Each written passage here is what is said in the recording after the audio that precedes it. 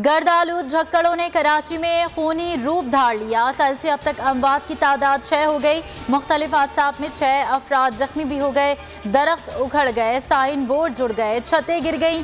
Pakistan maritime security agency का mission SAR Gwadar के करीब 7 माहीगीरों को बचा लिया गया।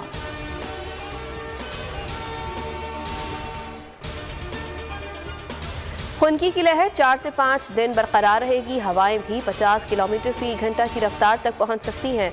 डीजी महकमा मौसमियात ने शहरियों को खबरदार कर दिया। बिला ज़रूरत घर से ना निकलने की हिदायत। सांस के मरीजों को खुसूसी एहतियात की तंबीह। आलूदा शहरों में कराची का दूसरा नंबर। मस्तोंग के करीब मैंगचर में बर्फबारी के बाद सड़क पर फिसलन। ट्रैफिक हादसे में 5 अफराद जाँ बहक। बलोचिस्तान खैबर पख्तूनख्वा मरी गलियात स्वात में बर्फबारी। PDM में सड़कें क्लियर करने में मसरूफ। स्वात में सयाहों की मौज मस्ती। इस्लामाबाद, लाहौर, पेशावर समेत मुख्तलिफ शहरों में भी रिमझिम से खुनकी बढ़ गई।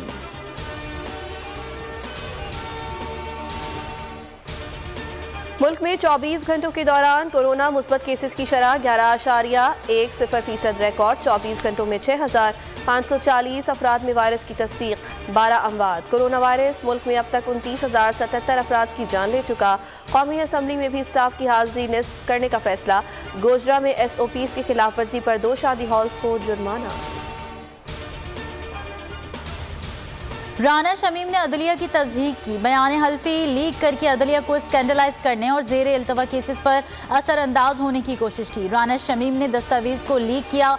उन्होंने न सिर्फ बयान हल्फी की तस्दीक की बल्कि उसे शाया होने से भी नहीं रोका। बयान हल्फी तौहीन अदालत केस में साबिक चीफ जज गिलगित बल्तिस्तान राना शमीम पर आयद फर्द जुर्म की चार्जशीट जारी। राना शमीम का बयान हलफी नवाज शरीफ के दफ्तर में तैयार हुआ। वाक़यात जाहिर करते हैं ये ड्रामा अदालत पर असरअंदाज होने के लिए रचाया गया।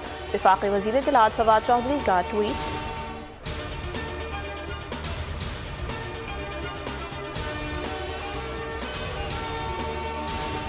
नवाज शरीफ ने जब भी आना हुआ तारीख खुद बताएंगे।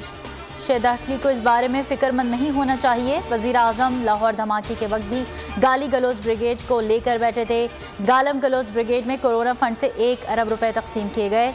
नून लीगी रहनुमा राना सनाउल्लाह की तनकीद। कहा फ़रोग नसीम तागूती ताकतों के एजेंट हैं।